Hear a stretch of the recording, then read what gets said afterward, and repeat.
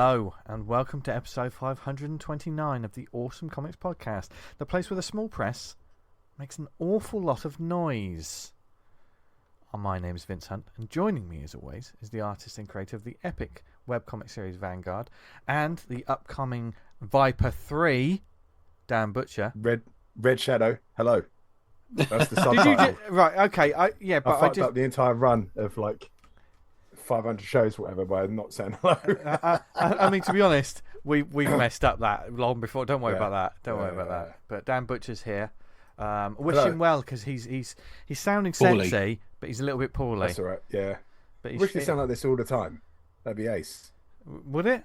Would it? A bit of a deeper voice. Yeah. Yeah. Yeah, of course it would. Tony Esmond, can you give us a deeper voice right now? No, I cannot. Go on, do it. No. Please. Please. No, I'm not doing it. It's like when your mum gets you to smile, isn't it? It's like, smile. No, I'm not going to, because I hate you. We are very professional on this show. Yeah. And we're here to talk about comics and my life. To be fair, I do think we shocked our guest with a little bit of unprofessionalism, but he did laugh along, so I fine. How unlike us. I mean, I think our guest clocked within probably a minute and a half how professional we are. But the bit that made me laugh is that you won't hear this bit of the interview, but he came on and he said, "Oh, sorry, I've got a new Mac, and just in case it, I haven't used it for this before." And I said, "All right, giving it large about having a new Mac. All right, millionaire." And he immediately got the joke, and I thought, "Oh yeah, right, this geezer, I like it." Yeah. To be fair, his mic quality was fucking awesome. It was great, wasn't it? Yeah. I mean, so he was also also to send in new Macs for us. Yeah. He was also an amazing guest, but who is he? It's Stuart Moore from Ahoy Comics, and oh my word, did we have an interview for you? It was an absolute joy, and plus we talk about a lot of fantastic comics. It only gets a bit excited and makes him go back to talk about things. Yeah. I mean, it's almost like you became. It's like a Muppet. You're an absolute Muppet sometimes. I'm Tony. a Muppet. Who's a Muppet? You're a Muppet. You're a Muppet. But it's because you came up. You've discovered something. We're going to say it. Canon. No, I'm going to make this legally binding that you've created this, because I think it's one of the greatest questions ever posed in any media. Tony, please tell us Parkinson what it is. Ain't got shit on this. Right, this comes from Dan, who said, "What did you say?" So Parkinson ain't got shit on. Yeah, fuck him.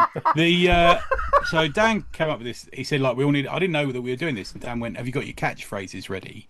Last night, and I went, "We were going to have catchphrases." I'd forgotten that, and then you were like, "Oh, you've got your catchphrases. I've got mine." And I thought, "Oh, fucking hell!" And this was quite late last night. I was trying to think of something, and then for some reason, I was watching a Michael Caine interview about Muppet Christmas Carol. Right, so I've decided that my catchphrase was going to be one of the best tellings of Christmas Carol. Yeah. Is it good or is it Muppet good? Because everything in my theory, like for example, the example I used Vince earlier was it Thunderstruck? What's the name of the fucking song? Thunderstruck. Thunderstruck. Yeah, AC/DC, one of the greatest songs ever written. So imagine you got you got Thunderstruck going on. Thunder and then you got and then you scan up and it's Fozzie Bear dressed as a fucking 1950s schoolboy playing the guitar. It's going to be better, isn't it? It's better than that great a thing, right? Or for example, you've got Game of Thrones. Rather than Daenerys, what's the blah blah name? You've got her having her back doors done in by some warrior. You've got Miss Piggy. Miss Piggy doing it. Immediately it's better, isn't it? Immediately. Yeah. So we came up with this theory: is it good or is it good or is it Muppet good? Muppet's good. Now I'm sure that's been fucking somebody's come up with that before, but I came up with it last night on my own because of Dan pushing me for a catchphrase. The catchphrases, which we might get into after the interview a bit later. Yeah. So we do challenge Stuart a little bit with that, don't we? Yeah. As well. Yeah, he talks a bit about Muppets. Well, actually, I want to call this straight away because you offered a question to him and he called you on it because you changed the question. I know, in the interview, and he did. Yeah, because we kind of touched and he did. Yeah, we still worked it. Yeah, we still went around still it. Brilliant. He went right, you wanker. But yeah, he came up with a good answer. I like that, and we got to talk about Fraggle Rock very briefly, which I liked. Yeah, down a Fraggle Rock. We got to talk about that. Any chance Dan Butcher gets to sing a theme tune or write a theme tune? Theme tune. It's gonna be. I pushed the brother out of the way, and then. So, well, I mean, comes to a conversation we had about the quarter. We're giddy. We're giddy and talking about Comics. Dan's drinking Lucozade, or no, what is that? Is that a vitamin C? Yeah. It looks fizzy. It looks fizzy. Is that the ones you put that tablet in? Have you put it in normal water? Yeah. Have you put it in squash or maybe Lucozade? Put it in fucking squash. Can you put it in Lucozade? That's all cool. That's all cool. Yeah. That's you're double dipping there, aren't you? Wow. Yeah. That'd be insane. But if anyone's going to double dip, it's going to be Butcher. Double dips is whip.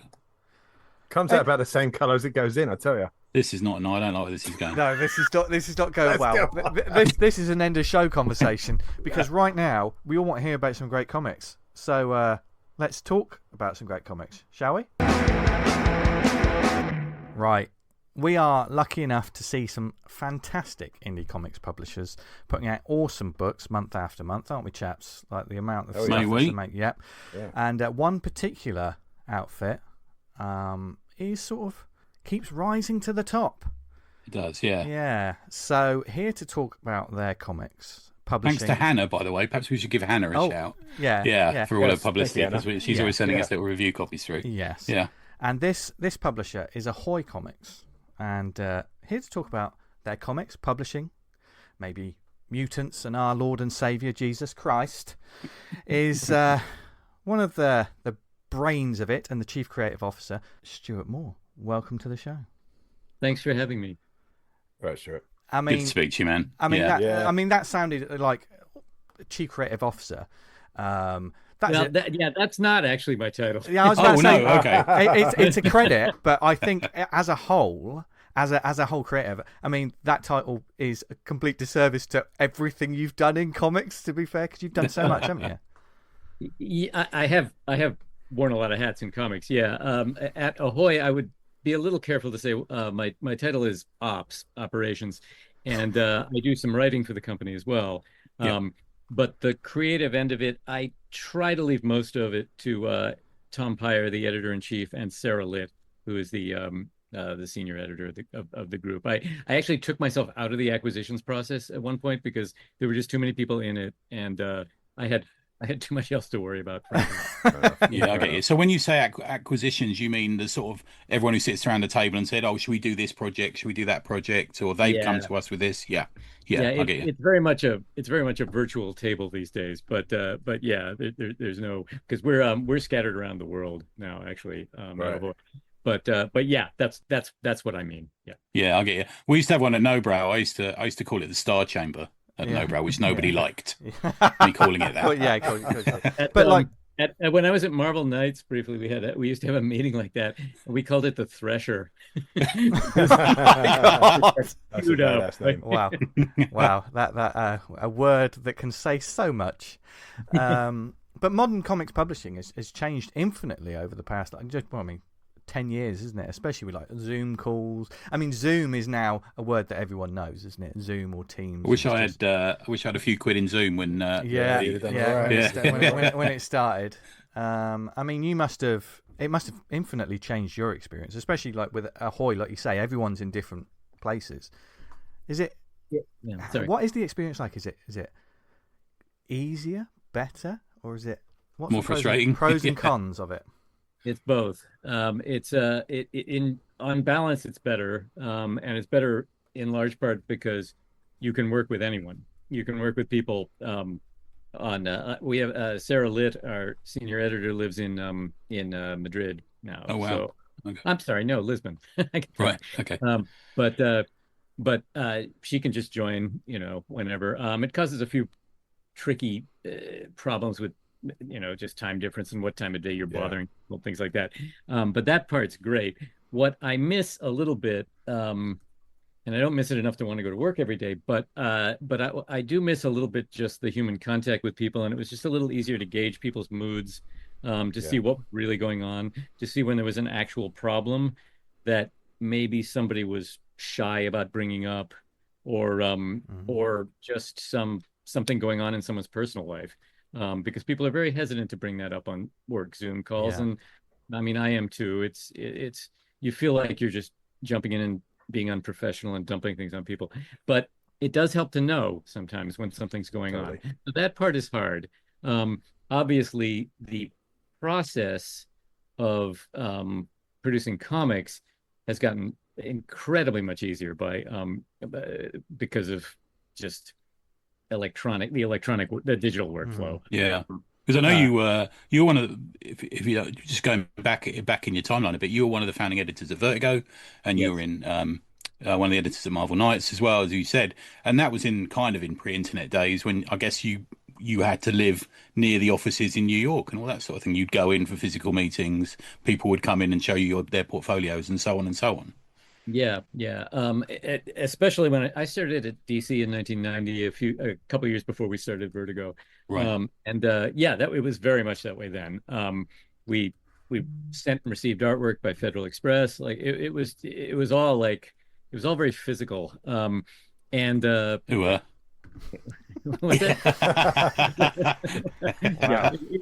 I wish. Yeah. In the nice way. It was yeah.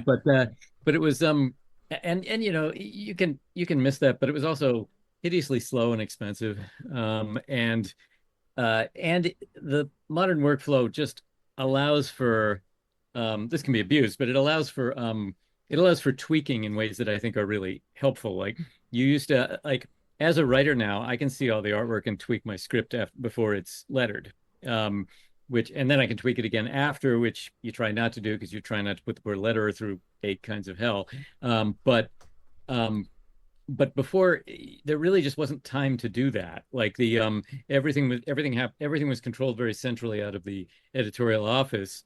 And you either wrote a script, it was drawn, lettered, inked, colored, and published, and you barely had time to do all that. Or if you're working Marvel style, there'd be a stage in between where you did the dialogue, which we almost never did at DC. But now you can have the best of both worlds. You can actually write a full script and still see if the art is working the way you envisioned it, and if it's not, you can tweak it and improve things as you go along. But I guess is some of the magic lost? I mean, you hear stories about when the Watchmen pages were coming into the DC offices and everyone would come in literally to look at it. You know, was it like that when you were getting those early Hellblazer pages in or Swamp Thing pages? You know, you'd all have a look at it and.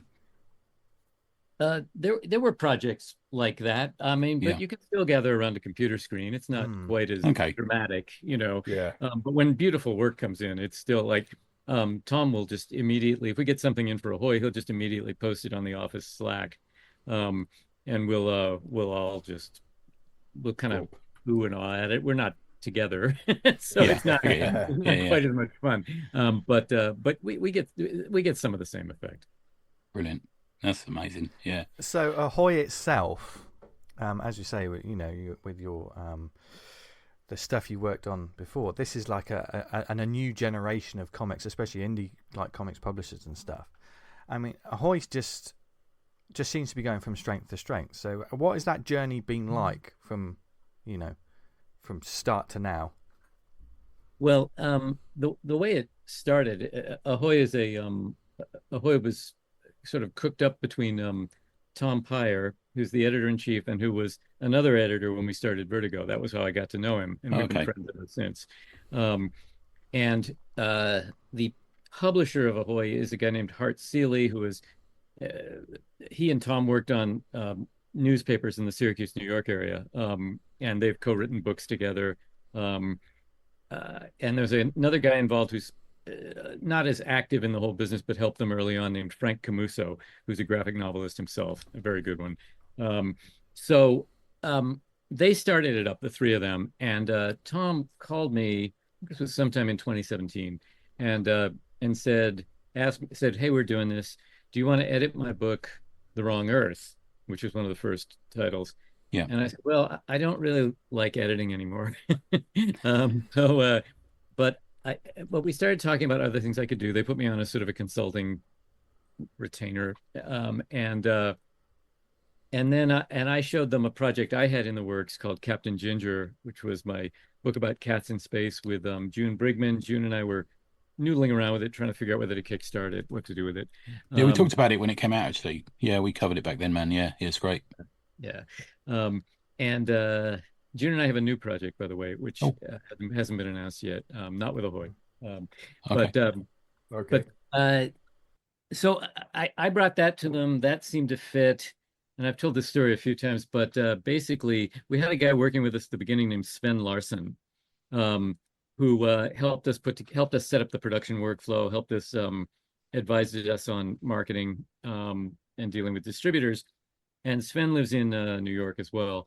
And he and I basically one week he and I jumped in a car and drove down to Baltimore to pitch the line to Diamond. And Diamond was the only real distributor at that point. There was a lot kind of riding on this, and Sven knew everyone there, and I knew a few people. And they were impressed. They liked the line right away. They accepted it on the spot. So that was nice. I get back, and 2 days later, Sven calls me, says, well, I'm taking a job as a vice president at Marvel. Oh, right. Which was where he had worked in the 90s when I first met him. And he's there now. He's doing, he does all kinds of like deals with book publishers and things. Some of the books I'm working on are things that his department initiated and sort of came around to me. But that left a hole in the organizational structure of Ahoy. It left, and we brought in someone part-time to do production because I don't have that strength. But I sort of stepped into the rest of the operations role, dealing with keeping the schedules, dealing with distributors, things like that. It was all interesting stuff that I hadn't really done before.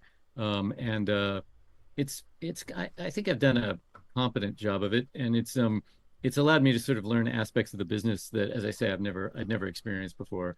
And I like that. And I probably say this too much, but I'm at least half-time a writer and Ahoy the other half.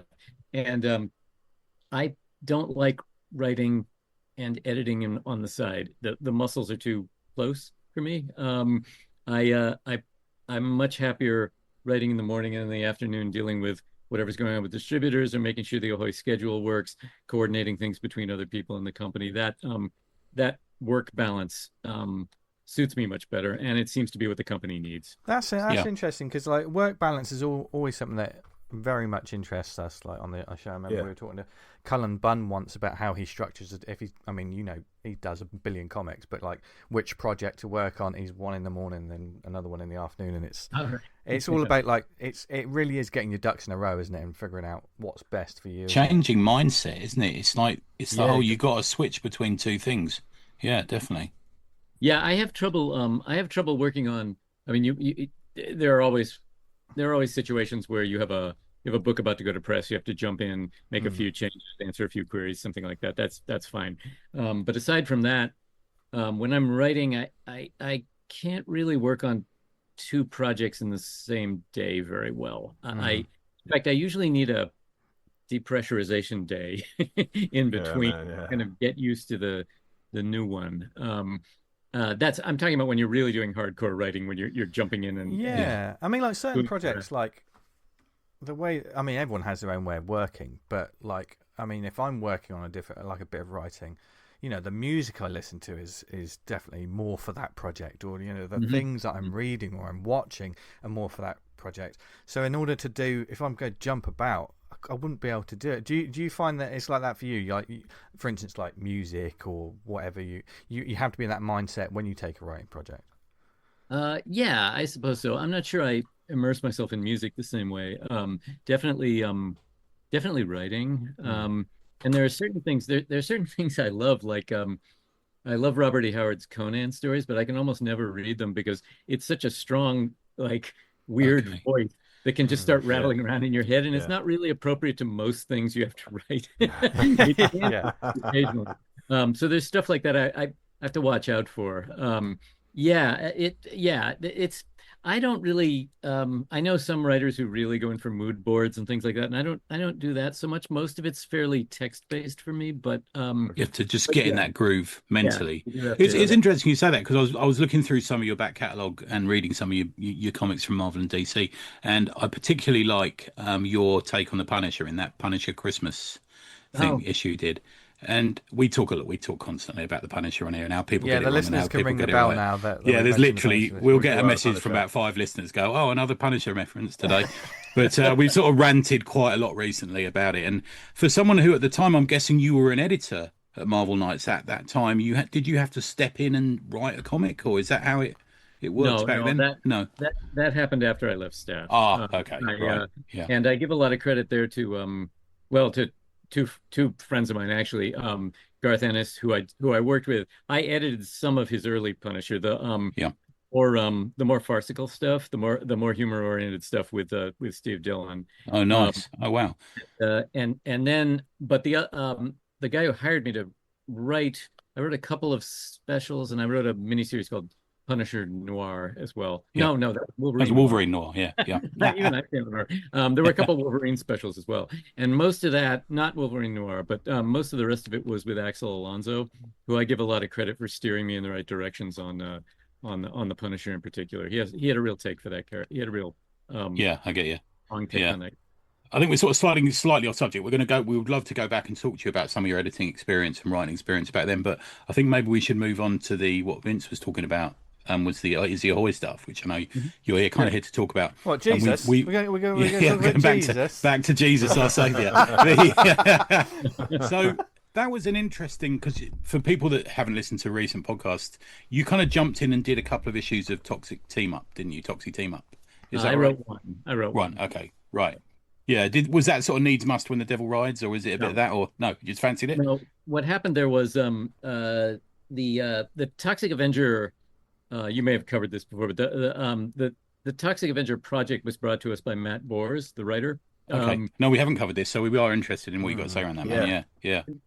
I love the way this came together, because it's the first licensed book that Ahoy has done, and the only one so far. And the way it happened was we were working with Matt on another project, his 2 graphic novels, Justice Warriors, which are still in print, and he was out in San Diego for the convention. I was out there, and the last day of the convention, Matt just wandered by the Troma booth. Troma being the studio, the owners of Toxic Avenger, and there was Lloyd Kaufman, the owner, and Matt just went up to him and said, "I love the Toxic Avenger. I'd love to do a revamp of it. Here's what I would do." And Lloyd, he's wonderful. He said, "That's great. That sounds wonderful." And Matt brought it to us. So it actually was not initiated by Ahoy. It was Matt who put the whole thing together. Right. So that he brought that to us. We did the first Toxic Avenger miniseries, which did quite well for us. And then we were sort of trying to figure out what else we could do with the character.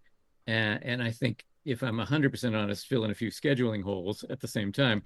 And Tom and Sarah, the 2 editors, just got on the phone independently and cooked up the idea for Toxic Team Up. And they knew they wanted Jesus Christ by Mark Russell in the first issue. And they knew that Tom's series, The Wrong Earth, would tie into one of them. And I think they probably knew they wanted Matt to do Justice Warriors with the Toxic Avenger as well.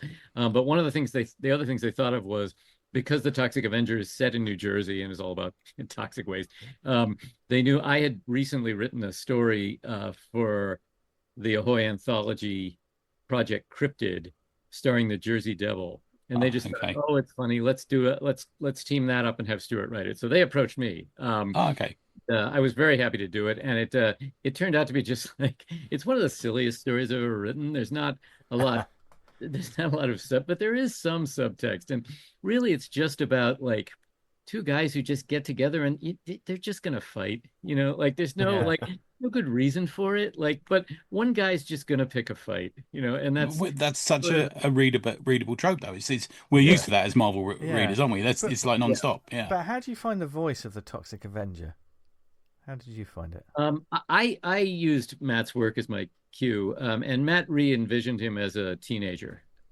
So I just sort of, and I played off of that. I have in my story, he winds up at this mystical diner, which is very New Jersey. But he's been there before with some people from a visiting Quiz Bowl team who brought him there. So it's kind of about teenage alienation, and you think people are your friends and maybe they're not your friends, that sort of thing.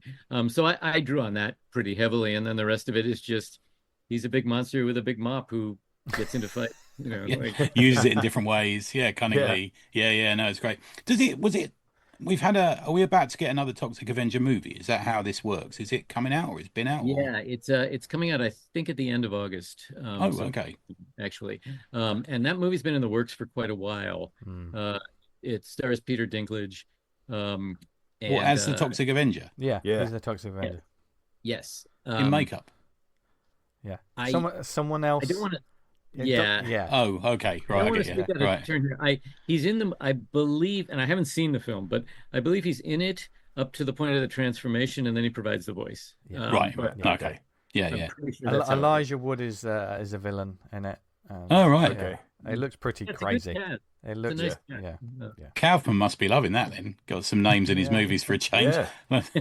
Last thing I saw was Tromeo and Juliet. Yeah. No, It was actually made by Legendary under license. Oh wow. Okay. So and they've actually got their own comic tie-in, which has nothing to do with ours.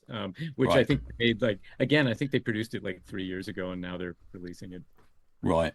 Okay. Is this almost like? I mean, we do talk about sometimes multimedia and comics sometimes just missing the boat on time. Do you think this is one of those, the rising tide will lift all ships? You know, you've timed it well, haven't you? Yeah, totally. Yeah, and a lot of that was coincidence. We didn't know the movie was going to be released when we got the license. I hope so. I mean, I tend to think it has more of an effect on trade paperbacks and in the bookstore market than it does comic shops. But we have the first trade in print. We have plenty of copies out there. So that's one of the things I'm going to be watching very closely for in my ops capacity over the next few weeks. Was that something that is it the Toxic Summer? Is that what we're getting, the Toxic? Yeah. We're calling it Toxic Mess Summer, I think. Yeah. Okay. I want to call it Hot Toxy Summer, and they told me that was just too disgusting. Well, that's funny because that coincides with my next question, was when we're going to get Nymphoid Barbarians in Dinosaur Hell, issue 1. I do know of a writer who really wants to do a Surf Nazis comic, but I think that might be a bridge too far. I kind of feel like that's their sort of acceptable movie in sort of horror circles. Surf Nazis Must Die. It's kind of the one people are a bit happier rather than Sergeant Kabuki Man or Biker Chicks in Zombie Town. It's like that's the more okay. Are there plans to extend the Kaufman Troma universe or? Not right now, but that's mostly just because Ahoy is a very small company, and frankly, we're not sure anything quite has the reach that Toxie does. We have a very good relationship with Troma, and they've been just wonderful. They've been great at not just at just helping us out. They facilitated us doing a movie tie-in variant for for one of the issues of the new series, and actually another tie-in to the Retroware game that's coming out soon. Yeah, I did also notice that in September, Toxic Crusaders, and I had action figures of the Toxic Crusaders, and I used to watch that cartoon. So seeing that's like, wow, that's amazing. That all of these. We forget what a big deal he was. He had his own Marvel series and everything, didn't we, back then? Yeah. He was something, and a lot of it was down to the Toxic Crusaders animated series back then. That raised the profile of the character quite a bit. The artist on the new series is his name is Tristan Wright, and he's brand new. Okay. I think Matt found him too. We're not doing a lot of work really on this. but his stuff is just gorgeous. I think we just got a preview out. We were a little slow on that. But that'll be out. Yeah, that'll be out in September. Amazing. So when you have like a character like the Toxic Avenger, what does that mean for the other titles that have previously come out or about to come out?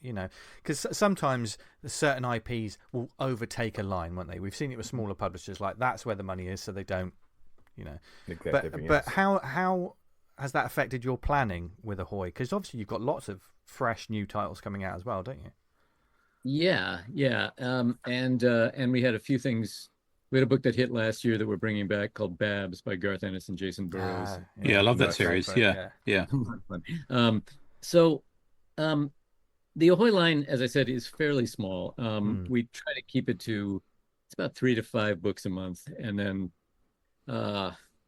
maybe, I guess, 2 to 4 trade paperbacks per 3 seasons a year. So whatever that adds up to.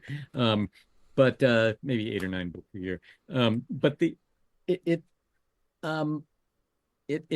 as far as my planning goes, it it depends on what's ready. The one thing that's been a little bit of a challenge over the last couple of years is that, and I think this tends to happen whenever you have upheavals in the direct market. Yeah. But it's getting harder to sell books that don't have like a built-in audience, like a pre-sold audience. We're launching a book. We just launched a book actually called Ancestral Recall that's really good. And getting the orders to stay up after issue 1 has been a little bit of a challenge. So and it's getting a very good reception. So hopefully, I mean, the direct market does correct itself. Like you see stuff not pick up but drop less than usual if you get good word of mouth and buzz on something. But that's a little tricky. Do you have to plan for like limited series then, rather than this is our ongoing? Do you know, is that something? Yeah. We only have the only ongoing book we have right now is the regular Toxic Avenger comic. Everything else is miniseries, usually 5 issues, sometimes 6. We're actually experimenting with some shorter ones too. We just announced a book called Death Dog. And that is only 2 to begin with. Oh, okay. We'll see how that goes. There can be more, if it does well, obviously. Yeah, that is great. We got to send the promo through for that, didn't we? It looks great. Yeah. Pretty good. Yeah. It's Bryce Ingman, who's a frequent collaborator of Mark Russell's. They did the series My Bad together for Ahoy. And the artist is Alan Robinson, who's done a lot of work with us like early in his career and has been doing Marvel stuff lately. So that's good. Okay. Yeah. Good. Nice. Wow. So there's loads to come then, basically. There is loads to come. But again, we're experimenting with some shorter. We're sort of going longer and shorter at the same time. Like we decided after the first Toxic Avenger series did well, we decided to launch that as an ongoing book and see how that goes. The Crusaders is 5 issues to start with, but it's planned to have a sequel, assuming everyone likes it. I must say, it's really nice to hear you use the word experimenting. Yeah, nice to see. In terms of like an independent publisher just going, like, let's try this, rather than. It's not an inexpensive thing to do, is it, these days? Unfortunately, trying something. But again, some of the experimenting we're doing on the other end is to try a couple of these 2-issue series and just see how that goes, and that's a risk because you can't really collect them in trade paperback. But it's a smaller initial investment. We want to see how people respond to these things. We have a nice one-shot by Mark Russell coming in October called Thanksgiving, which is really angry and good. Nice. I do like his writing. Yeah, I really do. I really do enjoy his writing. I guess a lot of these, even if they're shorter runs for like newer artists or writers or something, it's getting the reps in as well, isn't it? Like an actual published book, it's getting them a bit of it's beneficial. No, it's good for them that way. I think Mark Russell has he's been very prolific the last few years. He's spread himself around a lot, and I think he did that Snagglepuss book. Was that DCS? Great, it's such a great series. Yeah, really good. Yeah, I like. I have to admit, I like the Flintstones even better. Yeah, that's good. But he's been doing. He had a run on X Factor recently. Like he's been all over. But I think one of the things we're doing with him is a few of these sort of very focused one shots things that he's. One of which, I think I have this right. I think one of them we'll probably do as our first Kickstarter somewhere along the line, but it's not very far along. Okay. Okay. It's interesting. There's those writers who we recognize as people who jump about from company to company, do a few projects with different people, almost like they're spreading their product between you. I always think of Garth Ennis is like that. He jumps about from Pete Milligan does the same, I'm going to say as well. You often see and Russell as well. So yeah, it's just sort of catching them when they've got something, and I guess they pitch it to you. So would Ennis, for example, come to you and say, I want to do this thing about female barbarian, for example, or? Well, Garth and I was the original editor on Preacher, and I worked with him on Hellblazer even before that. He and I are just friends. And he moved to New York in the early 2000s. Now divides his time between New York and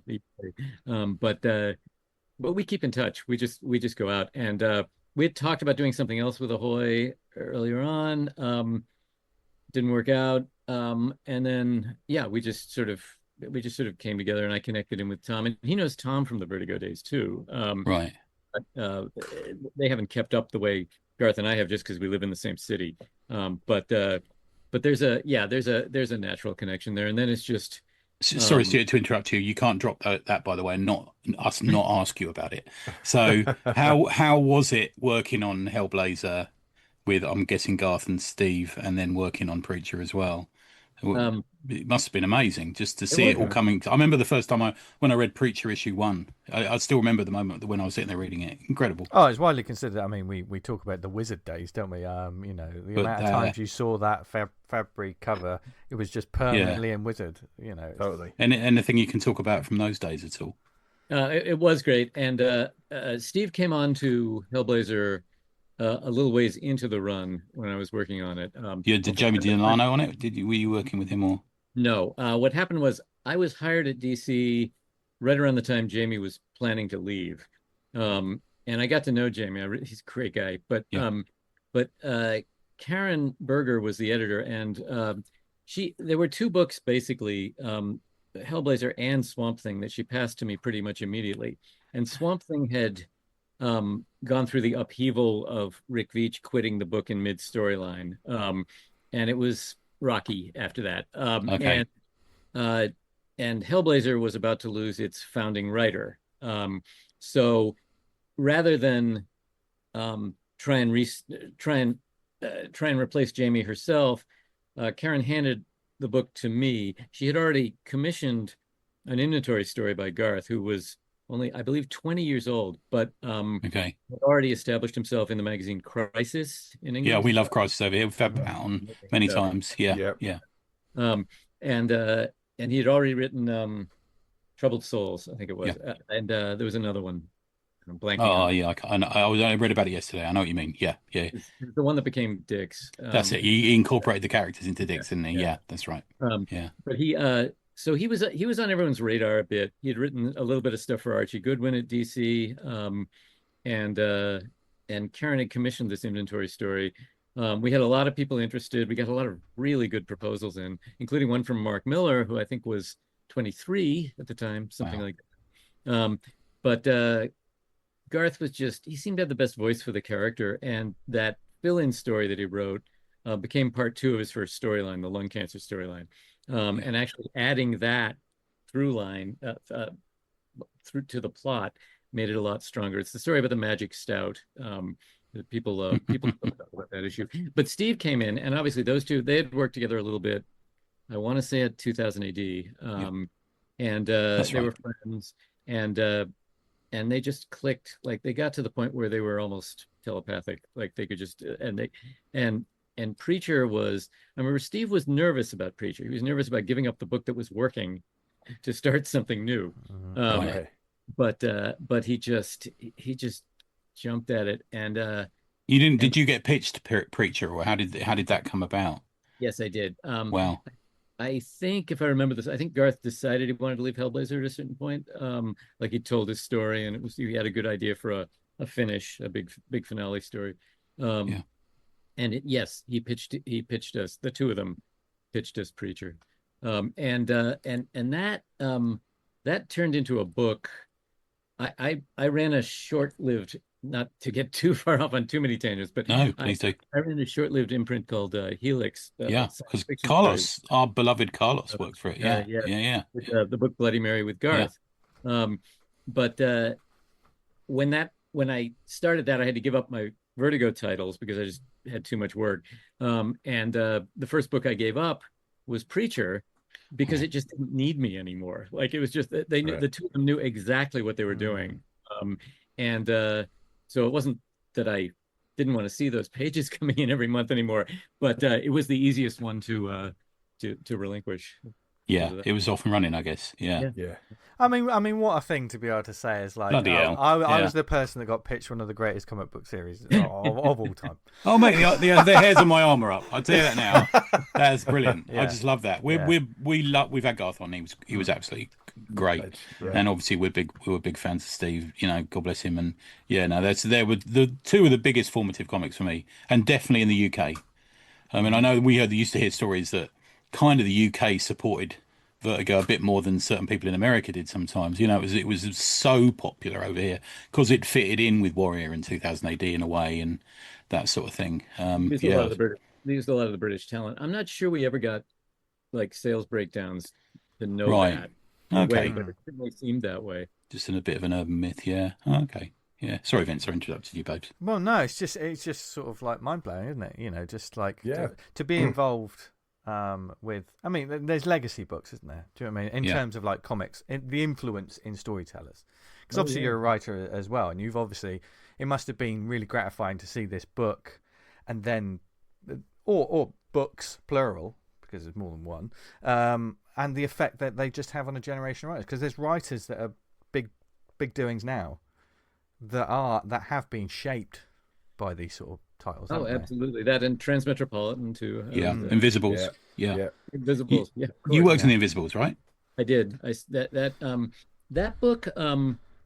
That we started that up early in the Vertigo line, and what happened was we had an editor named Art Young who was running the Vertigo British office for a little while, and he was friends with Grant Morrison. And Grant had also worked with Tom Pyre, who edited Doom Patrol for a while. Right. And Tom left staff. Art either left staff or wasn't doing monthly books anymore. I can't remember the timing of it. But Grant, I knew Grant. You know, I talked to him about a few things, and he just sent me the Invisibles, saying, "Well, I guess you get this." and I loved it. It was about all kinds of stuff that I'm into: conspiracy theories. I'm going to say bullshit mysticism, which probably is not the way Grant looked at it. Not the way I've heard him talk about it anyway. Yeah. But and I just love the intricacy of it. The way it was just like some giant. I didn't dare change a word of it, like because it was like some giant fractal crystal that like pieces of it would recur 2 years down the line, stuff like that. Yeah. But yeah, that was a fun book to work on. Well, here's a question for you, and it harks back to the challenge we gave you. Do you think the Invisibles would be improved by having them as Muppets? I knew you. I knew that was a segue. King Mob would be Kermit, probably. Yes, yeah, I'm getting that. I'm getting that feeling. Maybe I jumped to that too fast. I don't know. But that's incredible. I mean, the thing about the Invisibles is it's almost like the first book kind of leads you down the wrong way. The first trade of that book, because it's almost a bit more together, and then you step off the cliff by the time issue 10 comes, I guess. Yeah. Was that something you'd have to plan as an editor? Would you go through and say, "Look, what are you going to do here, geezer? What's going on?" You know. There wasn't a lot of planning on my part with the Invisibles. The only thing was it did have rotating artists in the first volume, and I had a hand in a bit of that from the beginning. Grant was talking to Steve Yoel and Jill Thompson. Yeah, a lot of the early stuff. I brought in Tommy Lee Edwards, I remember, who only did one issue, I think. I think there was I brought in Phil Jimenez to the. Okay, cool. Okay, right. Nice. And he was local. He was New York. I knew him, and I knew he was doing incredible work on the superhero books, but he had other ambitions too. Like he had other interests. So that was where I had more impact than anywhere else. And Phil actually wound up being regular artist in the book for a while. Grant brought in Chris Weston, who also drew the book for a while later on. I'm sorry, what was the question? I can't remember. We were talking about Muppets, but it's fine. No, it's just glorious to hear about it, mate. And then you went on, and then you edited Flex Mentalo as well, did you? Is that? Well, that must have been a weird experience. You know, I've just got this image of you, just everyone in the office is just doing a load of acid, and it's fine. Let's go with it. Yeah. If you actually look at Flex Mentalo, if you go back and look at the issues, there are 4 issues with 4 different editors. Right. Okay. Right.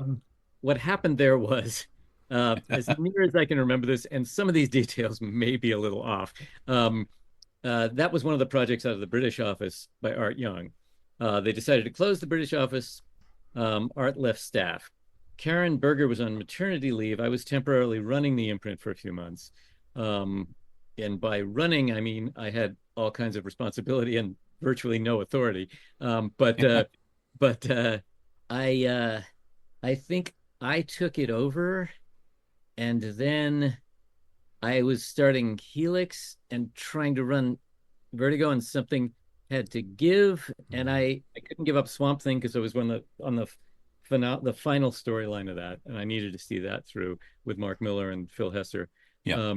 But so I gave that up, and I think I gave it to Carrie Kowalski, who was on staff, took it over and did one issue, and then she left, and Axel Alonso wound up on the final issue. So we used to joke that it was like Spinal Tap with the drummers. We were just like one by one and leave.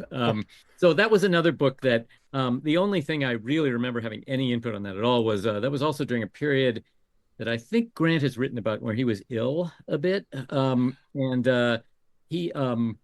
he had finished the scripts. That wasn't a problem, but we had to figure out the covers, and we had a little trouble with the outer space cover was something that Frank Whiteley and I cooked up, and it didn't quite fit into Grant's plan. We had to kind of figure out how all that worked. That was my only real bit of input into Flex Mentallo. Otherwise, it was a book very much like Preacher, where the two creators had talked the whole thing out, knew exactly what they wanted to do.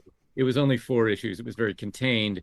So the editor was not as important as on some projects. Yeah, they're one of those teams, Frank and Grant, aren't they? They're just one of those recognizable teams, the same as Garth and Steve and stuff like that. Oh God, that's a wonderful book. Yeah. And then, if you don't mind, we just have a quick bit before we go back to your books. Just a quick bit about Marvel Knights. So, not only were you part of probably the best comics imprint in the 90s, you then went on to the kind of return to comics greatness for superheroes with the Marvel Knights. How did that come about? The way it came about was I had sort of gotten out of comics, and I didn't know what the hell I was doing. I tried to start a company, that didn't happen. But what happened was Bill Jemas became president of Marvel.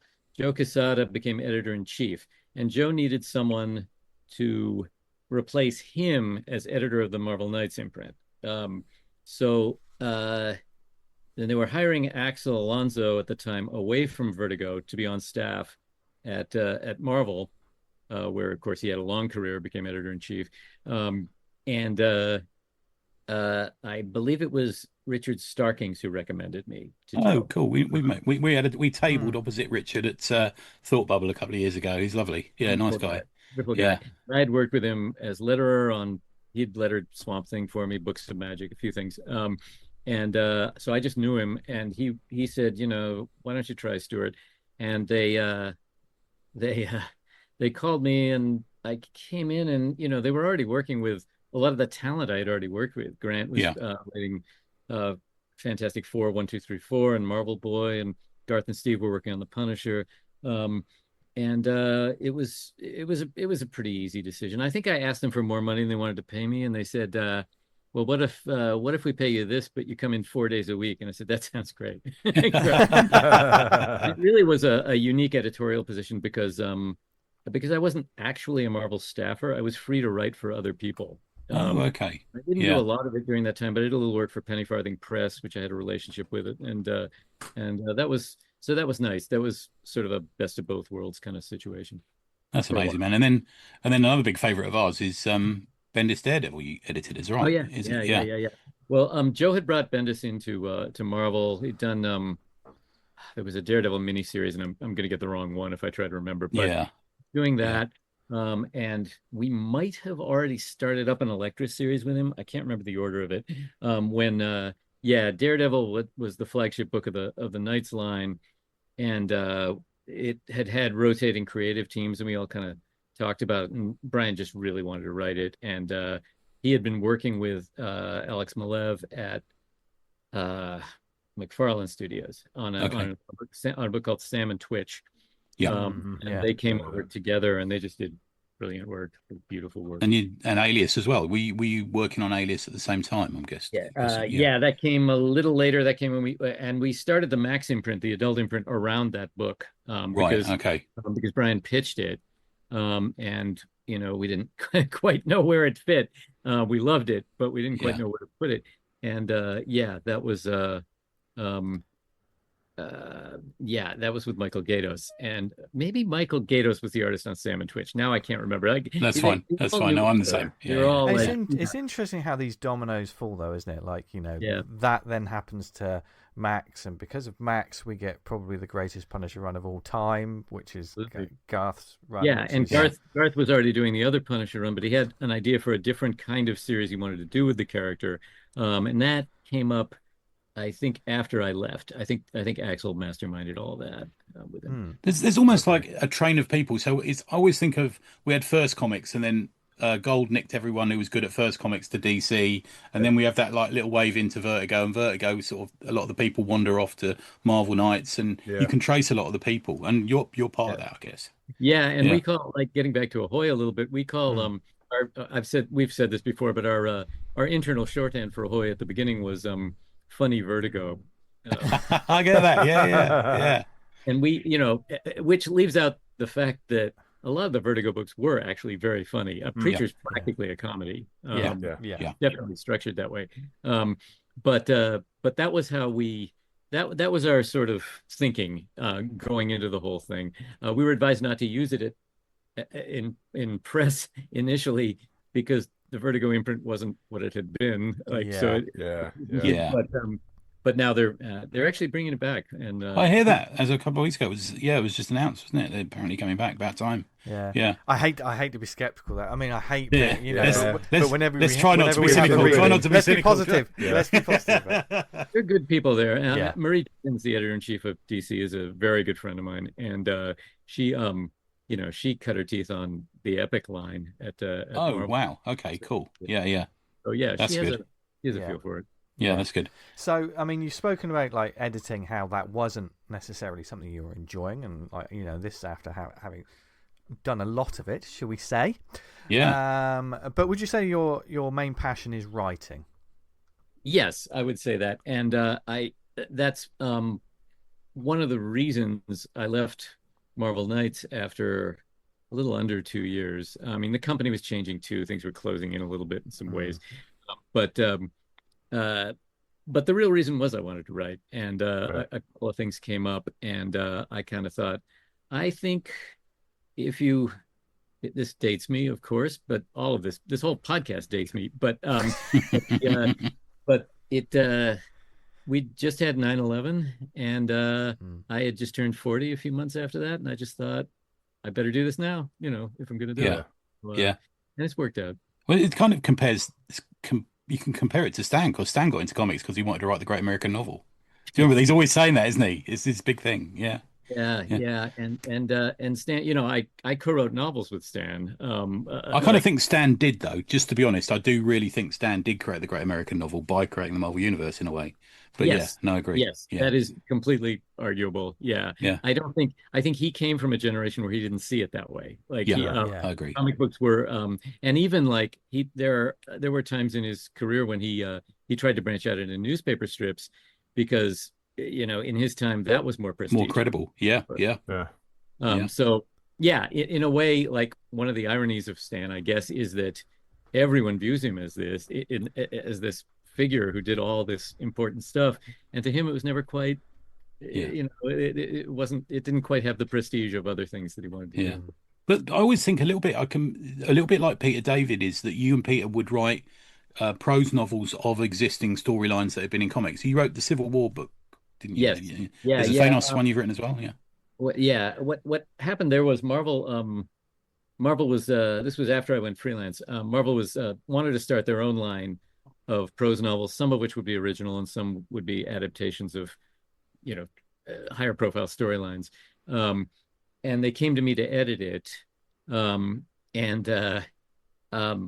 I said, well, I'll do it. It came at a good time for me to do it. But if you want to start off with Civil War and you want it on this timeline, because Marvel tends to want things fast. Right. Okay. I said, and this is a little ballsy, I guess, but I said, like, I'm the best person to write it. Like, I can do it. And I'd written a couple novels at that time. I think I'd only written a couple novels for Black Library. Okay. Warhammer. That I could show them to them. I could say, here's 70,000 words that I did. You know, and they they agreed to it. And what we did was we brought in Marie, my friend, who was freelance at the time, and traveling around the world as she likes to do. And she edited Civil War, and she edited a couple at the beginning. We sort of traded off, but I edited most of them. I handled Peter's book, the Astonishing X-Men book, and several others. And what happened with Thanos was, I think I had passed on the editorial work by that point. I think Joan Hilty was doing it, and but we had set up, either I set up or they set up, I can't remember how it worked, but Dan Abnett was supposed to write a Thanos novel. Dan, of course, has a whole history of the Guardians of the Galaxy and all that. And he had to back out for personal reasons. And I said to them, well, I have this idea and I don't know if you like it or not. And I pitched it to them, and it was basically Mistress Death strips Thanos of all his powers, says, you can only be with me if you prove yourself worthy by walking the universe in different guises, in different bodies. And they liked it. And I wrote it, and that's actually one of my favorites of my books. Oh, that's good, because that's still available at the Forbidden Planet website, and I ordered it this morning. So I look forward to that arriving. Yeah. Oh, nice. We had Pat Mills on a couple of times, and at one time he was saying he wrote. I asked him about an ABC Warriors novel he wrote, and he went, "Oh yes, Tony, I wrote that in the weekend." I always like this. When I was at DC, one of the writers I worked with was Michael Moorcock, who used to talk about I think this is documented, but he used to talk about how some of the fantasy novels he's known for, he wrote in 3 days when it was coming up. And it was partly because the publishers didn't pay much, and he always told me, I hope he wouldn't mind me sharing this, but he always told me there was one he wrote in 2 days. He didn't tell me which one, but he said there was one of them that he wrote in 2 days, and he looked at it afterwards and he thought, should have taken the third day on that book. No, you're right, because he's still about doing interviews, Michael, isn't he? I heard him recently on a podcast, and he says exactly the same thing. I mean, he was writing 4 books a month and stuff at some point. It's incredible. Insane. I could never do that. I can write.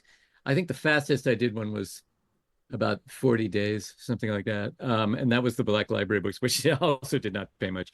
But they were fun. But I'm not even sure I could do that anymore. I could write the second one faster than the first one.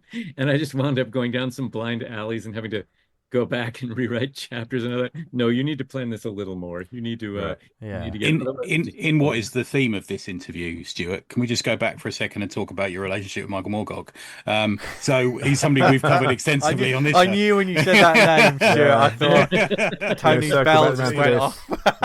But so you did the multiverse book. Yeah. How was that experience? Was it fun? It was wonderful. They've just collected it, haven't they? Yeah.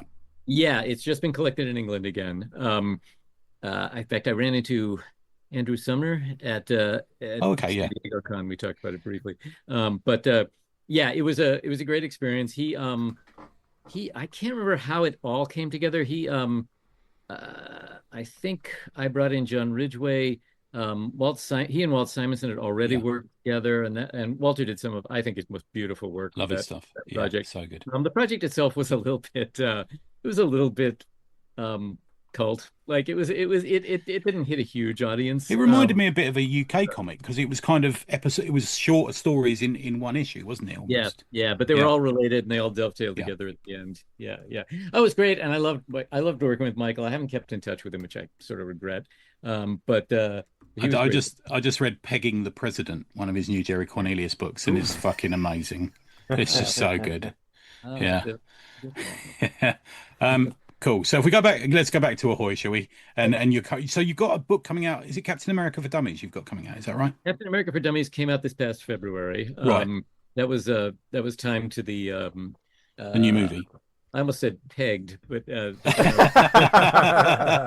was timed for the new movie. I have the book Doctor Strange: A Decade of Dark Magic. That's coming out from Bloomsbury in November, and it's part of a new line of books. The books are modeled on their series of small format books called 33 1/3. You familiar with them? Yeah, I know those. Yeah. But these are licensed from Marvel. They use artwork. And mine is about the first 10 years of Doctor Strange. And it's sort of a mixture of New York history, because Doctor Strange from the beginning was set in the East Village. Steve Ditko brought a lot of that to it. So it's kind of about that. It's about my history reading the stuff. It's about my history in New York, where I've lived my whole adult life, and which wound up dovetailing into the movie A Complete Unknown, which is mentioned in the whole thing. So it's okay. It's because it's the same time period. So it's New York history, it's literary criticism, it's memoir. Wow. That sounds amazing. Yeah. Wow. Yeah. Very proud of it. Dare I ask if you met Ditko? Or? I met Ditko once, and I write about it in the epilogue. Okay. Will it buy the book? Yeah. There's nothing of consequence about my meeting with him. Basically, he came into the office.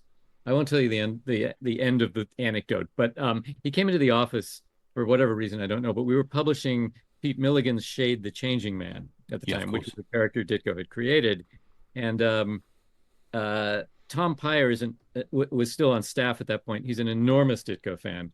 And he and Elisa Quitney, who was there as well, sat down and talked to Steve all day. And I think Karen Berger was on maternity leave then. I'm not sure about that. She wasn't in. And I edited comics because somebody had to. So I didn't have a lot of interaction with him. He was very soft-spoken, seemed like a very nice man. Not at all a Mr. A sort of character. Which is kind of what some people think, don't they? Yeah. No, I'm a massive fan, man. That's amazing. In terms of taking these sort of non-fiction subjects with the sort of research and everything, and back to your sort of scheduling, how do you because writing a fictionalized, over-the-top comic book story and writing something like that is a very different prospect, isn't it? You must have to get into a definite headspace and research. Is that do you go out and write, or It depends. I prefer to go out and write. I prefer to go to coffee shops in the morning and do it. But when I'm doing something like the Dummies book, that's hard to do. Part of it's just logistical. The Dummies books have to be written on a very specific Microsoft Word template that they provide. But also, I'm working on another one right now, actually a second Dummies book that hasn't been announced yet. And there's just a lot of reference material. There's just a lot of stuff I need to constantly keep on the screens, or physical books I need to pull out. So that's kind of hard. And the same is true of, I'm writing a Marvel-related art book at the same time that also has not been announced yet. And that I need constant visuals and Excel sheets full of asset requests, things like that. Oh, wow. So all that makes it hard to go out and do the writing. The Doctor Strange book was a bit easier. Because must be more of a pleasure to write, I'm guessing. Yeah. It was very personally satisfying. Let me put it that way. It was a type of. I actually found myself last year doing a few things. I wrote an introduction to a special that DC published honoring the work of Rachel Pollack. DC. And I found myself writing a few things like that were a little more. They were a little more like criticism or criticism and memoir, and just sort of reaching a little more into different elements of the different branches of the pop culture world. And I liked doing that, and I'd like to do a little more of that once I clear a few other things off my desk. Yeah. Dummies particular voice. Dummies is those books. You've probably seen those books. You probably used of course. them. Yeah. And ours are a little different because they're not really instructional. Like most of them tell you how to fix your car or learn a computer language, that sort of thing. But ours are a little more about just guides to an area of pop culture. But the general voice is similar, where you're sort of, they advise you to sort of be the reader's best friend who's telling them about a topic they may be interested in, they may not be. So I found it pretty easy to slip into. The Captain America book had to be written very fast. And so there wasn't a lot of time to second guess. The one I'm doing now, I have a little more time. But I found that a pretty easy voice to slip into. Well, they've also got to pick someone who knows their onions when it comes to these. Totally. characters. Now, I think they picked. I think they picked the right guy. Thank Christ for the Marvel Unlimited app is all I can say, because I know some onions, but I had not read the entire run of Captain America, and it was such a help to be able to just dip into that and. I love it. Was it also a joy? That must have been, that's fun research to do, isn't it? Fun. Yeah, it is. It is. There were certain Captain America periods I knew very well, like the Steve Englehart Watergate stuff I grew up with. Like, I love that stuff. Me too. And I even edited a brief run on Captain America at Marvel Knights with John Cassidy that didn't go too far. And I talk about that briefly in the book in a little aside. Who's the big dog after Kirby, would you say, on Cap? That's a question. I think Cassidy's probably the best artist who worked on it. Although there are a lot of, but I have a lot of affection also for just Sal Buscema, who did like a long run and told story. That is we say all the time on this show, we just need Sal Buscema. Sometimes that's all we need. Sometimes that's all we need. There's a lot to be said about when you were reading those books, though, isn't it? The artist that you got, like when you were hitting them. Yeah. And, for a lot of the Marvel books, like Ron Lim is a name. Meat and Potatoes, good storyteller. I'm a big lover of Burns' Cap. I think Byrne did something interesting there. He's a wonderful artist. In terms of story, the Winter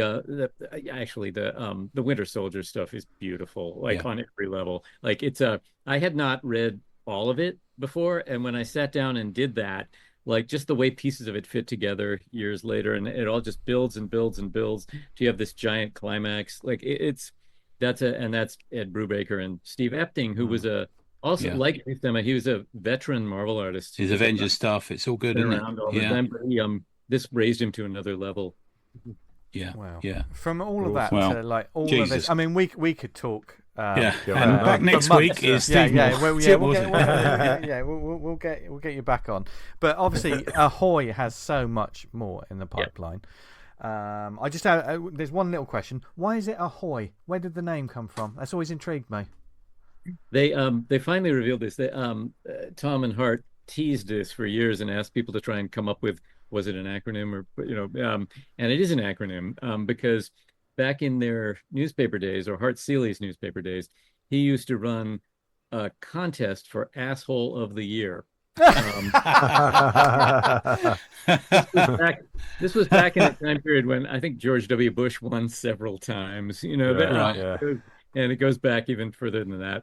But apparently, when they decided to form a comics company, I think it was Frank Camuso who was their friend. They would have a banquet for it. They would have but that's like making it sound more grandiose than it was probably. Yeah. They would have everyone over for beer. But they would. But Frank was part of that. And when they decided to start a comic book company, Frank yelled out, "Ahoy Comics!" And they just that was it. Went with it. Yeah. It's a great name. And and the books you're putting out are they're fantastic. They pop up. There's on so the many. show Millionaire Island. It's all great. Love to see them drop in. So come on, what have you got coming? Let the listeners. What else have we got? Where can we find you coming up? Let me see what I can actually talk about. I have a schedule, a top secret schedule. We're doing more Babs.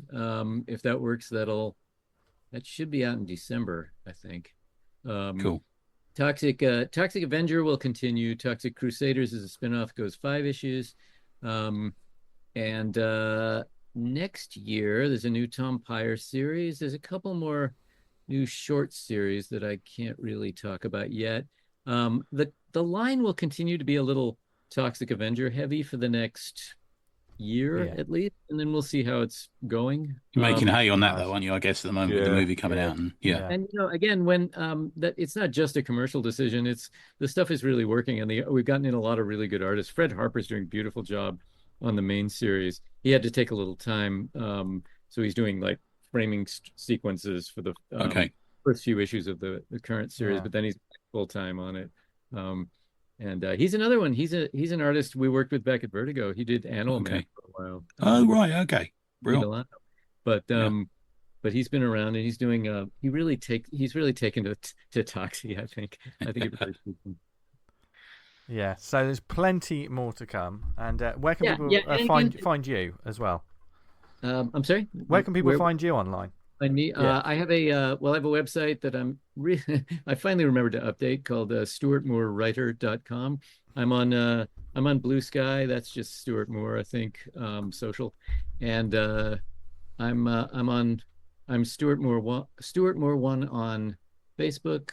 We contacted you through Instagram, so you're active on there as well, I guess. Stuart Moore 01, I think that's right. Okay. So yeah, I'm reachable. I'm accessible. Social media is good for something. occasionally. And I suppose the difficult question is here: what's the pitching thing like? We got a lot of creators listen. Do you have an open submissions, or do you? No. Okay. Not really, because the line is so small. I get you. Yeah. With queries, as I say, I've taken myself out of that process. So, the people to pitch are Tom Pyre or Sarah Litt. But I would say right now, I think we're close to pitches. I think. Yeah, I get you. I've heard them bandy that around, and I don't know 100% official. No, I get you, man. Yeah. Odds of anything, we're pretty full up into the middle of next year, at least. I mean, it's crazy to think. Like, I know we're almost September now. Like, and you're talking about the middle of next year, but that's. I feel like it's still the start of the year. I don't know what's going on. Yeah. Oh, I know. I just updated the schedule up through July, and some of that'll change. But we have enough. And it's the problem is you always have either everything's ready at once or nothing's ready. Like, so especially when you're dealing with several miniseries in different stages of development, artists all work at different speeds. They get distracted. Things, life gets in the way sometimes. I'm always reminded of that Marx quote, isn't it? Which is, there are decades where nothing happens and weeks where decades happen. Yeah, I always think that's a great little quote around publishing. Yeah. Who said that? Marx. Mark. Oh, Marx. Oh, Mark. Okay, I'm thinking Mark. Mark. There's a lot of Marx in comics as well. There are a lot of Marx in comics. Now, like, just briefly before we let you go, the very important Muppet question. Tony, I know you. Look, I'm gonna switch it up on you because we had a little bit about it earlier. But what could be improved by adding Muppets to it? What ideal thing do you know of and you've seen maybe, and you think, I'll tell you what would improve that is by adding Muppets to it. Have you seen any movies recently or any comics, or you've recently been talking about Doctor Strange? Would that be improved by having Gonzo? Doctor Strange, definitely, especially in the dark dimension. He could just pop out of portals. That would be great. I have to say this is a bit unfair because you did tell me you were going to ask me what project would not be improved. Well, let's go with that then. Let's go with that, Stuart. Like clever answer. Oh, let's do it. Which would have floored you if we were doing it, which we're not. But was the Muppet Show. Right, good talk. Fraggle Rock. Yeah. Fraggle Rock, yes. No, Fraggle Rock would not be better with Muppets. No. That's better. That's what they call prisons over here. In prisons, you have the wing full of the crazies and stuff. That's what they call that. They call that Fraggle Rock over here. Fraggle Rock. Yeah. My God, I knew this was going to go off the rails some point. But Stuart, you've been an absolute legend. Thank you very much for joining us, and we can't wait. We keep making the comics, and we'll keep reading them, my friend. Yes, awesome. definitely. We'll do that. Ahoy, indeed! My we'd win that. We'd win that trophy. Oh my God! Every week, we've all learned something there, and I asked the important question, but I never knew I was going to get that answer to where a publisher's name comes from. Pulled that one out at the end, didn't you? Yeah. Well, sometimes do. And leave it in. We're doing the innuendo. Much like the editing of this show, I usually do leave it in. No, that was wrong. That's Give only it 15 bad. minutes. Yeah. Wow. What, like a chicken? Anyway. Like a microwave. Do you know popcorn settings on microwaves really do work? Anyway, do we have any shout-outs this week, gents? I've got a raft of them. So the Inkblot Indie Comic Festival, as well as having their next event on the 18th of October in Manchester, has spread out into publishing comics. The Inkblot Anthology Volume 1, Alien, based on the movie franchise. It's the official launch is going to take place at the Manchester event, but we had a little sneak look at it. It looks great, really good. Sunday the 7th of September is the next Bridlington Comic Con. I have booked my Airbnb for me, Dave and Falpy, and it's going to be chaos. It's held at Bridlington Spa. There's an area there just for small press and indie comics. They've got a little exhibition as well. Go and look at their website. Bridlington Comic Con, putting the comic back in Comic Con. Good on Andy. Good lad. It's great seeing Mr. Alan Lisker and Daniel for a Ruby Murray on Thursday night. Isn't that great? Lovely. Just a lovely little. It was hot out. We had a little, because that's what you do when it's boiling hot, don't you? Have a curry. Because we're heroes. Thanks to everyone who turned up to the Drink and Draw on Friday. A couple of new faces, great chat, lots of laughs. and we got to see a new member of JWC's family. That was nice. Hey. Yeah, well done, JWC. The new Whip comic anthology is alive and on Kickstarter. It's a UK-based community of independent comic creators, and it's crowdfunding the anthology The Infinite. That's their theme of it as well as the name of it is. That's their theme. Find it over on Kickstarter. Look up New Whip, WIP, New Whip Comics Anthology, or Mike Armstrong, who's running it. Daily Monsters Sketchbook 1 from one of our favourite creators, Dan Charnley, is on sale for just £3.50. Got to get that. What a bargain. I got mine this week. It came with a couple of extra things. It came with a couple of excellent stickers. He's got a real energy to his work, a real idiosyncratic style, something I love you can always tell it's his. Yeah. And I love watching videos on Instagram of him doing his... Just about to mention that. So if you go to the monsterbombclub.bigcartel.com, you can find him. You can get a copy of that and other things. And you can also look him up on YouTube under the Monster Bomb Club. And I think they're longer versions of the Instagram ones, I'm going to say. Right. I think. And he gives a little commentary as well. Find him on Substack, and you can also listen to a little podcast he does as well. Always, he's a machine, Dan. So just go and find Dan Charnley somewhere. Also great company drinking, although he drank us all under the table at the 500th. That's mine. Dan, what have you got? Have you heard the news? Gosh is hosting its very own comics festival. That's on the Saturday 30th of August 2025 from 11 a.m. to 6 p.m. There's absolutely fucking loads of people there. I can't even go through. Is that it? People. Yeah. And Gareth Hopkins. That's all I need to know. Peony Gent. Nice Is that it? Yeah. There's absolutely loads of people. I said I wasn't going to go through it, but I just went through several people. You did a couple of names. If you go on Instagram, there's a whole list. Like, you're talking in excess of 20, 30 creators. So there's a lot of people there.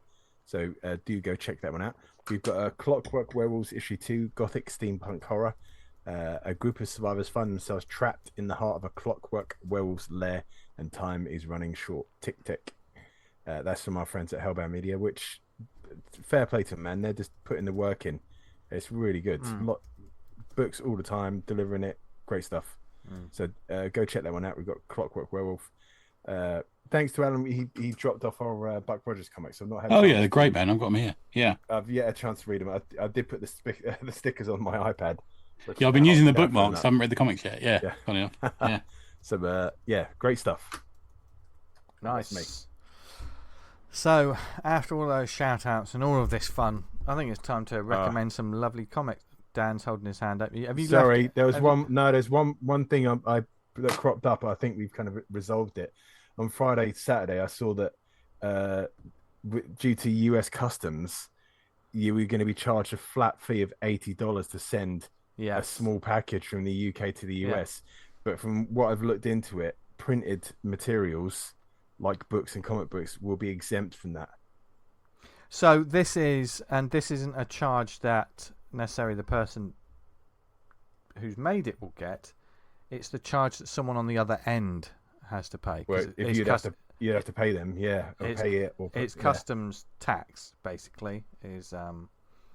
So if that is the case, I mean, that would basically take out UK creators sending Kickstarter books to the US. If I'm sending out like an £8 book and you've got to pay $80 on top of that plus the shipping, that's ridiculous. But don't take it as gospel. It appears, you need to find out properly. But look into it. I mean, certainly, like with Kickstarters and everything else. We'll be looking into it as well and discussing it on the Slack. So it appears. And we'll probably do a bit more if we have hard and fast information for anyone out there. We will let you know on this show. Normally we sort of say, we're theorizing and stuff, but if we can actually get an actual answer, we'll let you know. Because this will affect an entire community all over the world, basically. So it's, I mean, does that affect original art? Does that, if you did a Kickstarter with a comic and it included like stickers or reward, like that's the thing is stretch goals? There's all of it, all of these pledges and stuff. I mean, the postage was enough to, certainly ruin it for some people. Yeah. I pretty much go digital only for most. I'm kind of glad we're not running a Kickstarter at the moment. It's almost like that with us because we run a couple a year, but it's. But we know it's difficult for a lot of people out there, so we hope you're doing okay and try not to worry about it. Just look into it. Get informed about it. That's the thing. Like, don't overly panic about lots of things, because get informed first. I think that's the best thing. And we're now going to inform you of some lovely stuff to read over the next few weeks, months, or whenever if you're an alien, one of our alien overlords, perhaps go back into the rubble of the doomed civilizations and pick up one of these comics we're about to talk about. You might enjoy them. Tony, do you want to go first? Okay, so I'm going to start off with there's a little preamble. I'm going to tell you a little bit about the book, and then I'm going to ask your opinion about something around it. Sure. All right. So this reminds me. So this is A Palace of Tears, written and illustrated by Michael Lohman, title calligraphy by Alice Mazzilli, and it's got pin-ups by Crom and Elizabeth Nouveau. Now, this is a book we have actually talked about before in part. So a few years ago, I was at the No-Brow table and I got handed, it's almost, I know we talked about ash cans. It's not exactly an ash can. It was more like those previews you used to get for Bond S&A books in English language. You remember, like, sort of full size, bigger size, printing colour. And I was given it by Michael. And when I table, or when I have tabled for No-Brow, we get given a lot. You get given a lot of books as, you know, is this something you'd be interested in publishing? And there's a number of different attitudes I take towards it. First, you've sort of almost got to assess the person who's given it to you at the time. Because if you look at it and it's 100% not something that's going to get published, you have to gauge whether you're going to tell them. You know? Because some people, they can't take it. They're so close to the product. They're close to their art. They can't sometimes take in that, look, I don't think this is good enough. And some people you can say it, or some people you can say, this is promising, but it's not probably good enough for us to publish. And some of them I'll put in a box and give to the office, and they'll never get looked at. Sometimes, or sometimes they'll get looked at and they might reply. But this is the book that we got given that year at Thought Bubble that was the nearest of that quality, that style of quality as well, as to be published. It's something I was entrusted to talk about, but Michael was kind of along his way to do it. And it's Palace of Tears. I think I showed you the cover earlier. Love that cover. Extremely professional package. It's about as near to a book that a publisher like No-Brow would publish, but done by himself. Self-published small press, essentially. Although if you saw that on a shelf in a comic shop, you wouldn't think small press, would you? No, not necessarily. I'm not saying it's a bad or a good thing, but it doesn't stink of small press, Anyway, so he gave us this, and I remember reading the first few pages of it. I think it was like the first 10 or 15 pages, and just been blown away by it. It's a myth and a fairy tale inspired book, and it follows that harshness that you get in certain fairy tales. It's different now, isn't it? Like, everyone thinks fairy tales wicked. Oh, isn't it nice and lovely? They're all friends and all this sort of thing. But certain fairy tales are as close to being horror stories as they are being about fairies and dragons and stuff, aren't they? Really? Do you remember a friend of mine was on has a podcast and was talking about A Company of Wolves the other day. And A Company of Wolves, if you remember that movie, is a bit like that. It's a fairy tale, but it's kind of got a horror aspect. Yes. Yeah. So this has a bit of this in it as well. Before I go into the book, I'm just going to talk a little. I just wanted to speak to you about this. And I before I begin this, I think this is an excellent book. It's one of my favourite small press books of the year so far. But it won something in 2023 called the Caliburn Prize for Unpublished Comic Book. I'm not sure how I feel about that. Right. Okay. I don't know whether there's enough awards out there.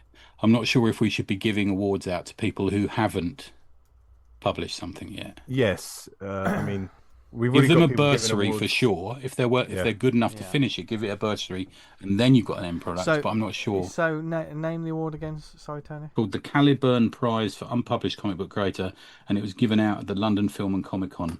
I'm not sure it's this one in 2023. To be fair, they've done it before. There's the other place that gave that. Ladies Do Comics did it back when they were called that, didn't they? Yeah. They gave an award for a book that hadn't come out. And I mean, just checking, it hasn't come out yet, has it? T? I don't think so. Just in general, I mean, I'm against it. I think judge the work when it's out. I've written here. Just wait for the book to come out. Is kind of how I feel about it. No, so it's nothing's ever a hard and fast rule, but I kind of feel a little bit. No, I don't know. I mean, I wouldn't know what the parameters of that particular award is. Yeah, because that's the thing. But just I think there's a difference between calling it an award and saying, look, you've won this award, and here's your statuette, to like, this is money to go to creator who's creating a book, and you know, almost like a bursary. Is that the word, or a patronage, or what you're going to call it? You know, some money to go to them to create a book, but don't send it out as PR to websites and stuff like that. I kind of think there's a difference. Anyway, which does not take back from it at all about how good it is. And it does follow that, to go back to the book again, it does follow that sort of fairy tale logic. It's an adaptation. I've written here in my notes, is it, adaptation, extension, or a reimagining? So it's taken from a book.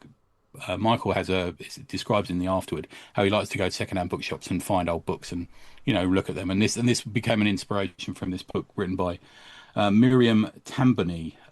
It's a book of Jewish folk tales.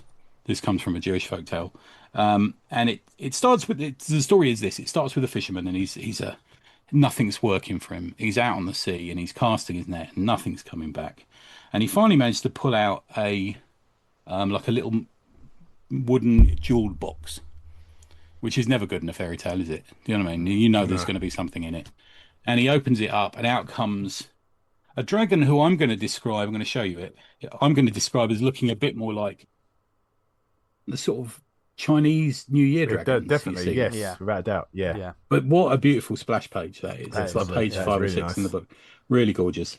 And in fairy tale logic, he says, I don't think you're good enough to get back into that box. Sure, you can go big and massive and fill up the sky as a dragon. I don't think you can get back into that box. So he traps him again. Yeah. And he says, I can, and so he says to him, if you make me rich, I'll let you out of this box. And he says, I can tell you where to go get these 4, I think they're like trout in these magical, you know, little ponds. And if you take one of each of these fish to the local king, was he the king? Something like that. He'll pay you a lot of money, which we all know is the start of a downward spiral for this person. Yeah. You know, the person, if you're living in the story, you think, it's brilliant. My life is made. Yeah. My wife, I'm going to tell her, I'm going to get these fish. I'm going to be a rich man. I'm going to have servants. But we all know this is what's going to fuck him up. And he does that. And of course it goes badly and it becomes a big chase. And in that you get witches and demons and castles and soldiers and quite a lot of gore, actually. And the desert. And it becomes this grand fairy tale chase, action, adventure, almost like a Sinbad kind of thing. Across the desert, and it's absolutely glorious. The work that has gone into this, because it took a few years to make, but you can see the work that's gone into it. It's just really beautiful work. Michael knows what he's doing. If I had one small niggle with it, I'd say make it bigger. I think you could go BD hardback size with it, because the art's strong enough for that. The art can be stretched, and you know there's enough art on that page to fill twice that size almost. To be what I'm saying, but yeah, absolutely brilliant. It's so rich, not just in art really, but in storytelling as well. I think the storytelling style of it is just beautiful. So go and find it. You can I've got his website. So you're going to find Michael_Lohman, LOMON on Instagram. On Twitter X, you can Michael Lohman, and you can go to michaellohman.myportfolio.com and see examples of work. And I'm guessing this is now out for sale. I think I saw an Instagram post from him earlier today saying it's out for sale. But beautiful stuff. The Palace of Tears. There you go. That's my first one. Nice. I'm going to jump in with my one this week, which is a collected volume that I've started, which I'm about. In terms of issues, I think I'm about 3 or 4 issues into it. This is a title from Midnight Factory Press, although when I looked online it was from another publisher. I'm seeing this a little bit more when I find like individual creators have their book, and like you discover it on Global Comics, for instance, as I did, and then when you look on, you think, oh, I want to find out more about this, and you Google it, and then you're seeing it at another publisher, or it used to be somewhere else. Have you found that occasionally with a Yeah, you see that with a lot of Kickstarter. Yeah. Is it Brian Boat? Didn't that happen with his book? Didn't that go somewhere to start with? Yeah. But this one is written by the writer is Joseph Schmalk. A name I think we've mentioned on here before. I'm vaguely remember that.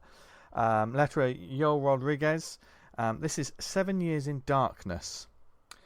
First published in 2023. The synopsis of this is: the Academy of Black Magic has reopened its doors for the first time in 200 years. 72 children will walk through the Academy doors for freshman year, but only 7 will graduate and walk out alive. Their 7-year journey starts here in this dark and sweeping fantasy epic from acclaimed comics creator Joe Schmalk. Or Schmalky. Apologies, Joe, if I've absolutely muddied your name. It's what we do on this.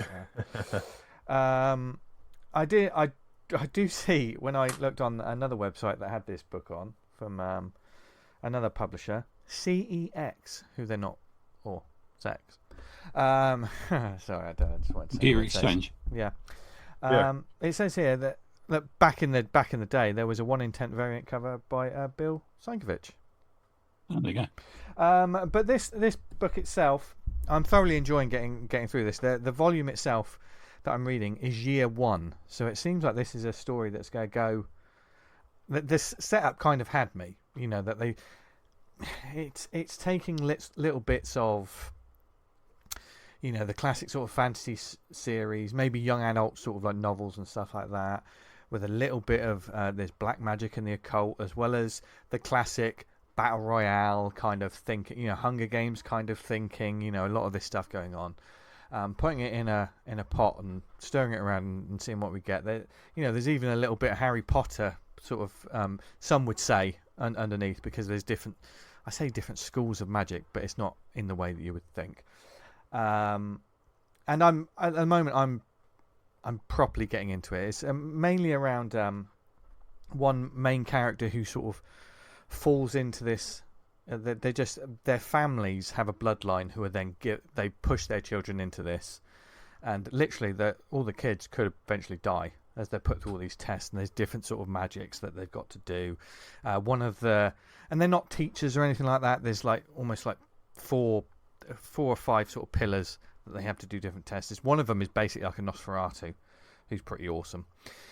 There's some lovely sort of ideas. The art really plays with instead of it being like really dark and gothic, I know, Dan, you're on a real sort of 80s vibe as well. There's some lovely sort of magentas, bright yellows with the blacks as well. There's one particular, like one of the, I'm going to call them teachers because I can't think of a better word at the moment, she's almost like armoured, but whenever you see her, it's like dark inks, but a very bright yellow. There's no shades to it. The yellow just really pops. There's the art really sort of jumps out. It's a colourful book about black magic, if that makes sense, but still keeps the thick shadows. There's a couple of moments near the beginning where I think it sort of tries to find the first scene. Immediately sort of caught me. I don't want to spoil it, but it's almost like you see the last remaining student from what happened before we start the new story.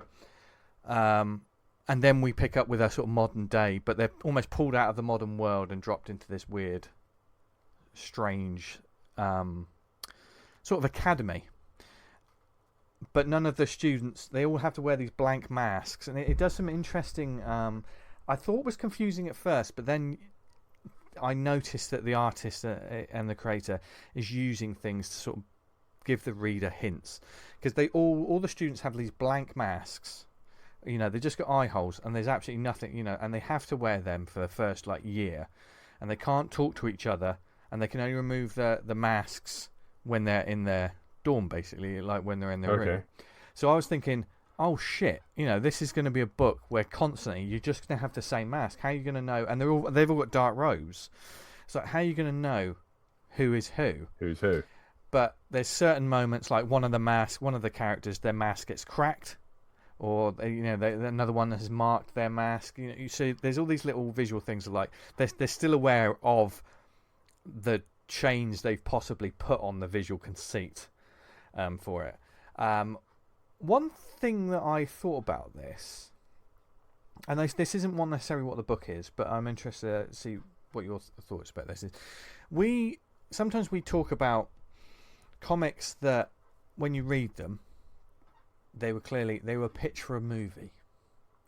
Do you know what I mean? That sort of thing. Or, Yeah. You know, oh, this is clearly they're trying to get it for the screen. This doesn't feel like that at all. But it does feel like it could have been a prose book.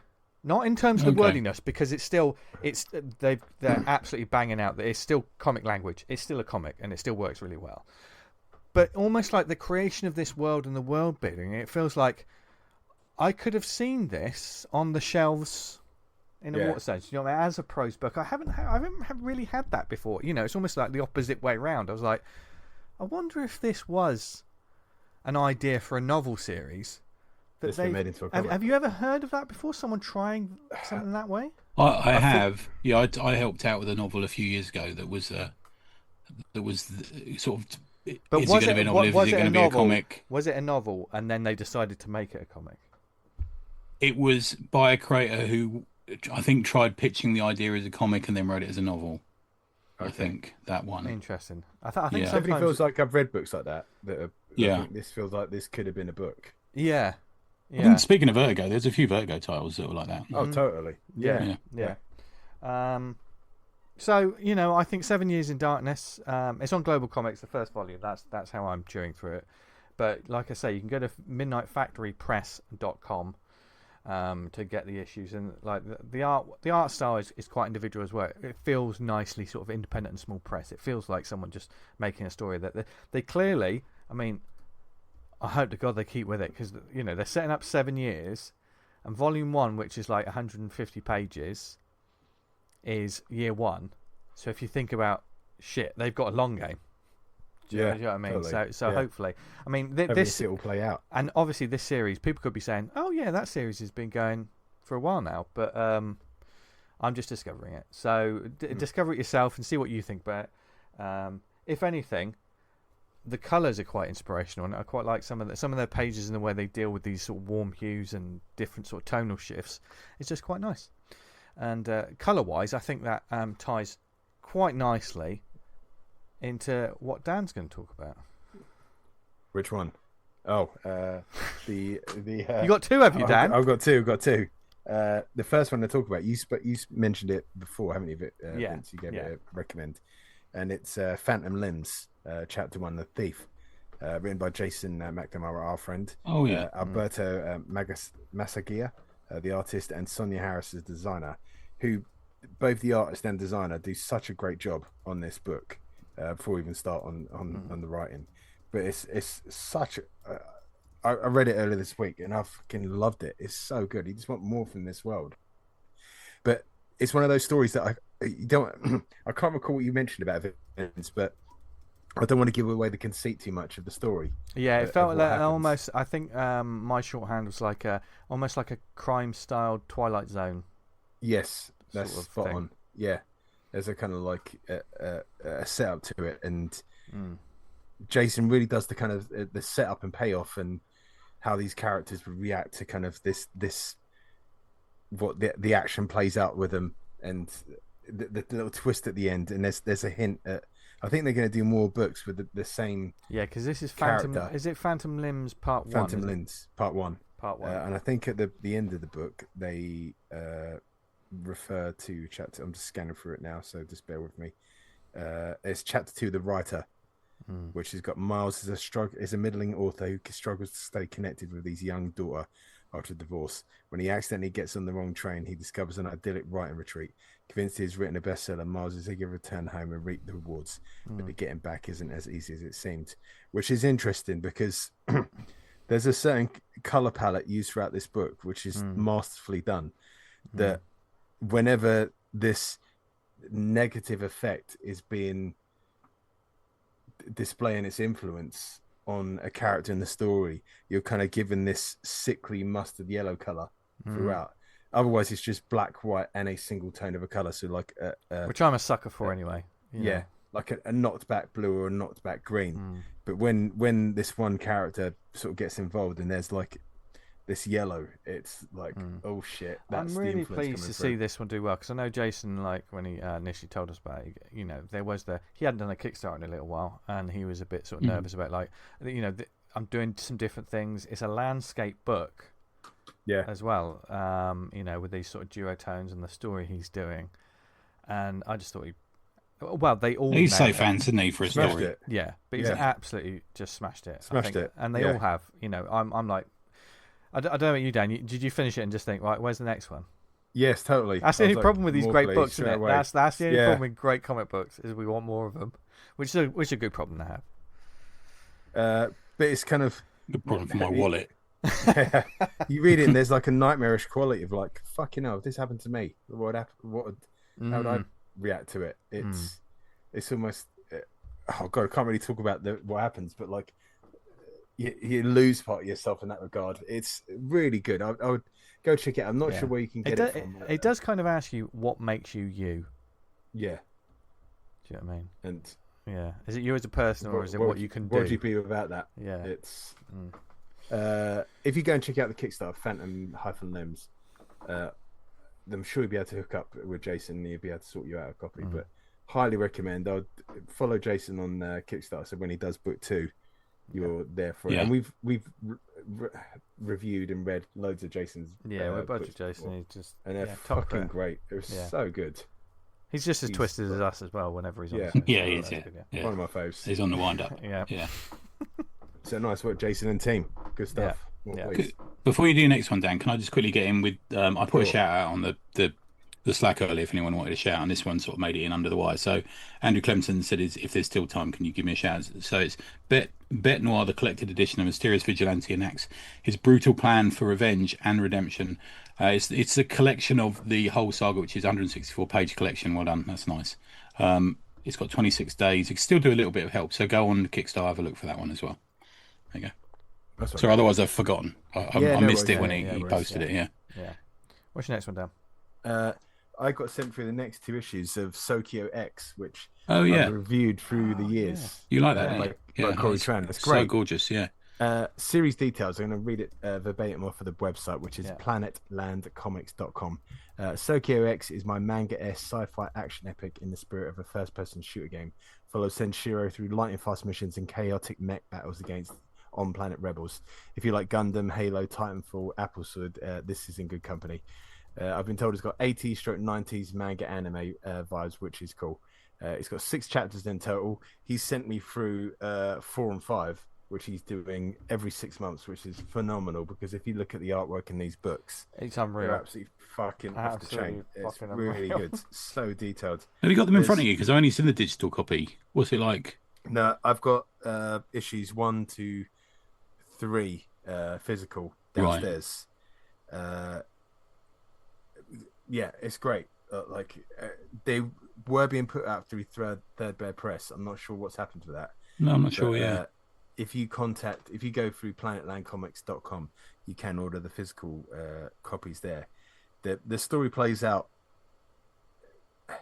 as sort of the Senshiro, the main character, kind of thinking he's fighting for the right side, and then that gets turned on his head, and you get kind of like a rebel faction versus the more sort of authority faction, and then a third faction comes in. The first 2 have to kind of put their old grievances aside to fight this like new enemy, which is going to comprise the last 2 issues. It's really interesting. Oh man, the fucking action sequences that Cory can put together are just amazing. So good.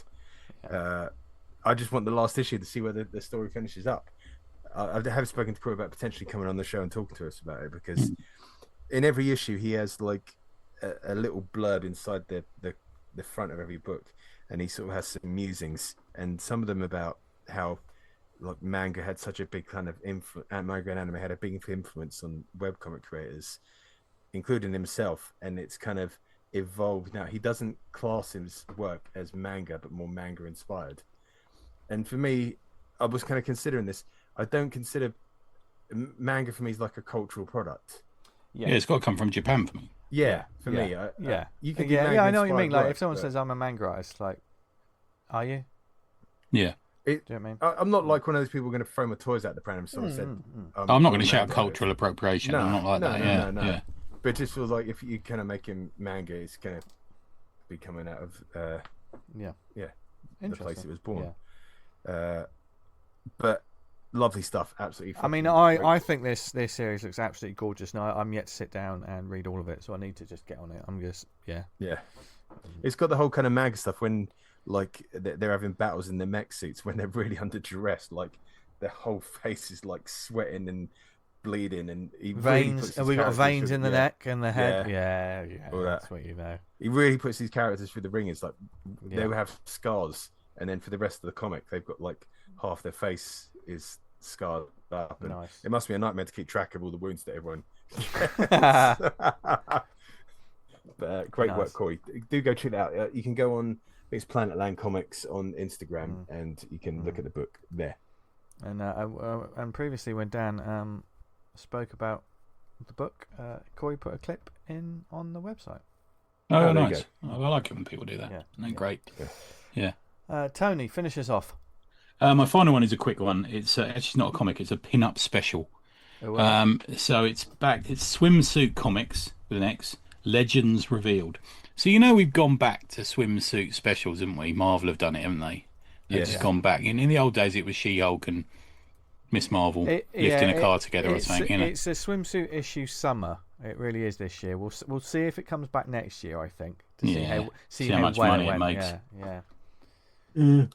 Anyway, so this is thanks to Mac Beast who sent it through to us. He said, if you enjoy seeing comic creators in their speedos, then this one look no further. And that's kind of what you get. Yeah, I do. Scott Summers is hot, man. Yeah, I asked him and said, "Oh, is that Frank Quietly on the cover?" And he says, "Yeah, Frank Quietly's on the back cover." I thought he was on the front cover, so I don't know who does the front cover, but it's Stan and Jack, classic Stan and Jack.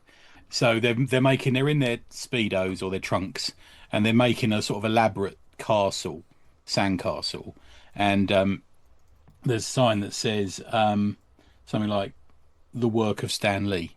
So yeah, anyway, there's a bit of that. But Frank Quietly is on the back. He's kind of sitting. There's that famous picture of Princess Di sitting at the end of a diving board.